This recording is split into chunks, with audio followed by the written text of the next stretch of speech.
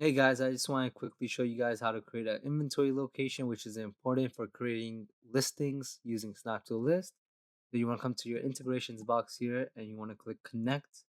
This will either take you to the eBay to log in or just instantly give you a token if you're already logged in before. And from here, we want to come down to settings on the side tab. And in settings, we will see this inventory location. And from here, we have this plus sign. We click the plus sign and store or even warehouse. This is simple. And we could put any location name here. So test, and we could write 123. And then from here we're gonna type in address, which is all gonna be covered. And we just click create. And from here we get a prompt saying location is created. If we do refresh the page, we come back to the inventory location, we do see this test 123.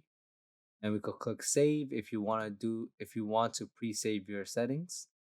And you could do the same for the other policies, clicking the plus sign over here.